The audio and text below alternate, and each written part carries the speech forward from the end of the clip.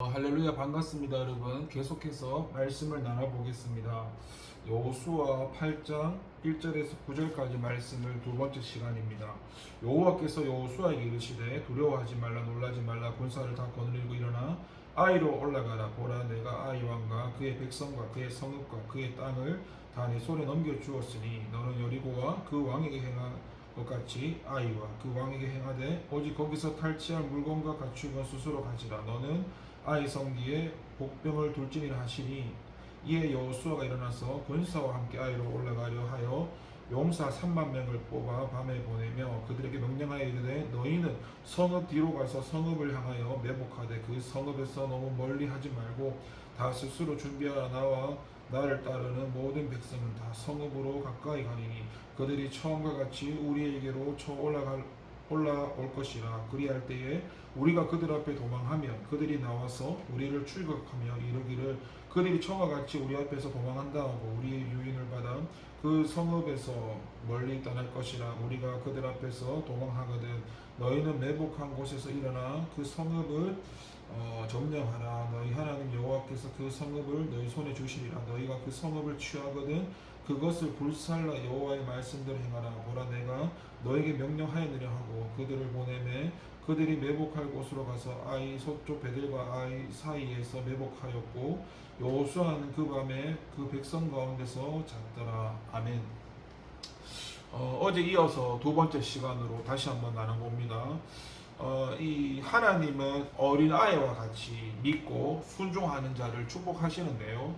3절에서 8절까지의 말씀은 여호수아가 얼마나 철저하게 하나님의 말씀을 믿고 순종했는가를 잘 보여주고 있습니다. 그는 하나님의 명령을 받자 즉시 일어나서 군사 3만을 뽑아 매복하도록 하였고, 나머지 군사들에게는 하나님께서 지시하신 전략을 자세히 설명하며 전투 준비를 했습니다. 우리는 그의 이러한 행동 속에서 그가 하나님이 제시하신 전략에 대해 어떤 회의를 품거나 조그만 이의라도 제기했다는 암시를 전혀 찾을 수가 없습니다.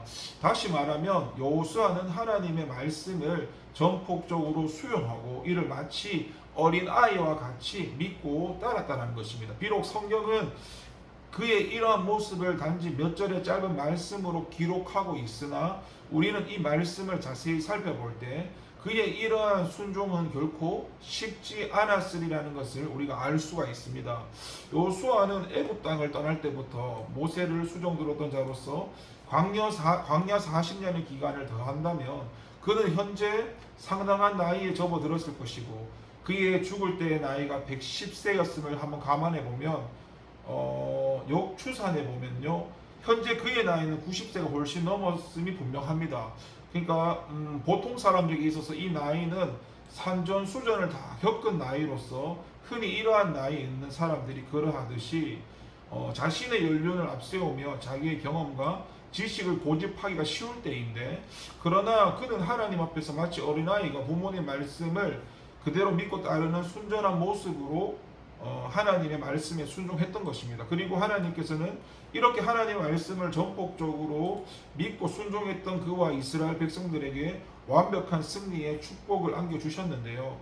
그렇다면 우리는 그가 이렇게 어린아이처럼 순종함으로써 하나님의 축복을 받았던 사실을 통해서 무엇을 생각해야 하겠습니까? 현대를 가리켜서 흔히 정보화 시대라고 말을 하는데, 사실 우리는 이 정보의 홍수 속에 살고 있으면서 마음만 먹으면 인터넷이나 전자도서관, 신문, TV와 같은 다양한 매체를 통해 원하는 정보를 무한정 얻을 수 있는 편리한 시대에 살고 있습니다.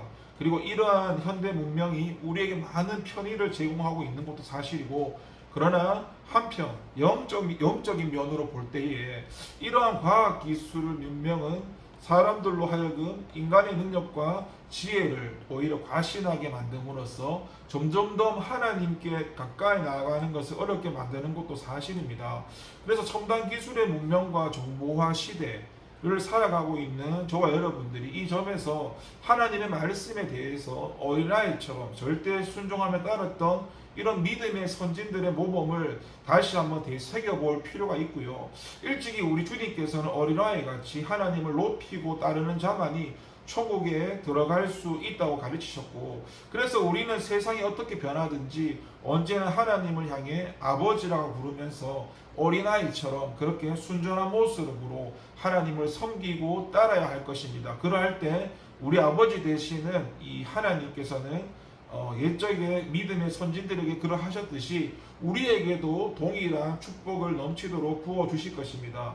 여러분, 계속해서 5절과 7절까지 보니까 우리의 대적을 정확히 파악하는 것이 바로 승리의 필수 요건이라는 것입니다. 5절에 7절까지 여호수아가 하나님의 말씀을 따라 전쟁에 참가할 이스라엘 백성들에게 작전을 지시하는 내용인데요.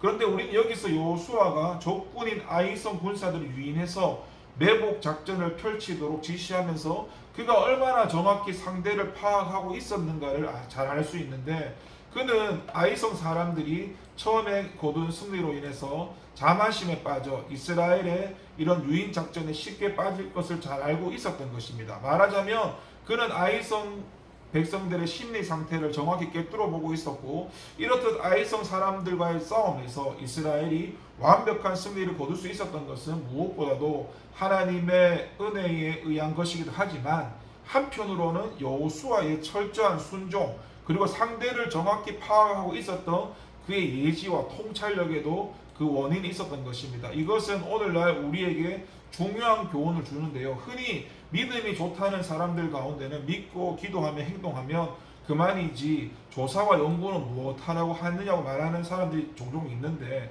심지어 어떤 사람들은 그러한 태도는 인본주의적 불신앙의 태도라까지 몰아붙이기도 합니다. 물론 우리가 이 땅을 살아가면서 영적 전쟁을 해나가는 데 있어서 믿음과 기도가 우선돼야 한다는 것은 더할 말이 없죠. 그런데 그렇다고 해서 믿음이 아무 조사나 준비 없이 무턱대고 앞으로 이래 나가는 무모한 행동을 의미하는 것은 결코 아닙니다. 왜냐하면 진정한 믿음이라는 것은 맹목이 아니고, 우리의 영적 싸움은 적군도 없이 혼자 허공을 치는 싸움이 아니기 때문에, 그래서 저와 여러분이 이것을 분명히 기억해야 할 것은 현재 우리는 사단의 세력이라는 보이지 않는 실체와 싸우고 있고, 더구나 이들의 능력과 계획에는 우리의 힘으로 도저히 감당할 수가 없다는 사실.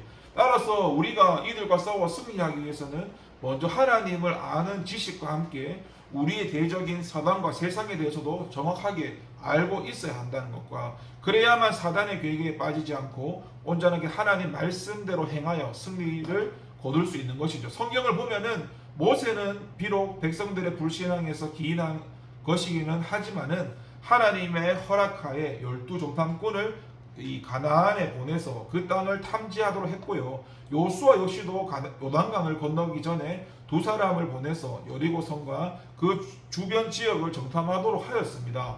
이러한 그들의 행동은 맡겨진 사명을 감당하기 위해서 미리 상대를 파악하는 것이 얼마나 중요한지를 그들이 깨닫고 있었음을 보여주는데, 또한 사도 바울도 분란이 있었던 고린도 교회를 향해서 서로 용납할 것을 권면하면서 이는 사단에게 속지 않게 하려 함이니 우리가 그 계획을 알지 못하는 바가 아니라고 말씀하고 있는데, 이 역시 그가 영적 지도자로서 성도들의 싸움의 대상인 사단에 대해 잘 알고 있었다는 것을 증거해주고 있는 내용입니다. 흔히 사람들은 전쟁과 전략을 논할 때 적을 알면 나를 알면 백전백승이라는 말을 인용하곤 하는데, 그런데 이 말은 그 세상에서 일반적인 전쟁이나 경기에만 해당되는 것이 아니라 오늘날 저와 여러분들 성도들의 영적 전쟁에도 적용될 수 있는 원리이기도 합니다. 아니, 오히려 우리의 대적인 영적 세력들이 눈에 보이지 않을 뿐만 아니라 전술 역시 교묘하기 짝이 없으므로 더욱 절실하게 요구되긴 원리라고 하지 않을 수가 없는데,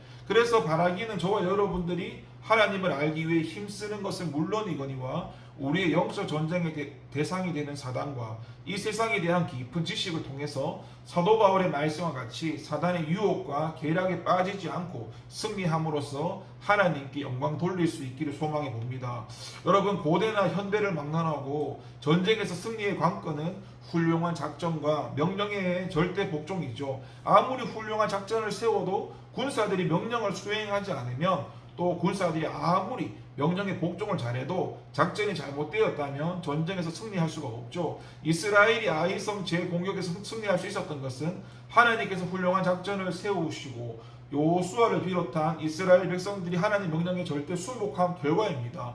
오늘 저와 여러분이 그리스도의 군사로 영적 전쟁을 수행하고 있는데 이 전쟁의 작전은 하나님께서 세우신 바 완벽하고 문제는 우리가 그러한 작전을 세우신 하나님 명령에 어떻게 반응하느냐는 것입니다. 만약에 우리가 하나님 명령에 절대 복종한다면 승리는 이미 보장된 것이고 우리가 불복종한다면 패배를 피할 수가 없죠. 그래서 저와 여러분이 하나님의 말씀에 절대로 순복하고 순종하고 복종하면서 하나님 명령에서 좌우로 치우치지 말고 오직 하나님의 명령에 따라 행해야 합니다. 그럴 때 승리는 바로 우리의 것이 될 것입니다. 기도하겠습니다. 하나님 감사합니다. 주님 말씀하실 때 아멘하고 순종하고 따라가는 저희가 될 수 있도록 도와주시옵소서. 주님이 하시는 것은 모든 것이 옳다라는 그 믿음 가운데 달려나갈 수 있는 저희가 되게 하옵소서. 감사드리고 예수님의 이름으로 기도드립니다. 아멘.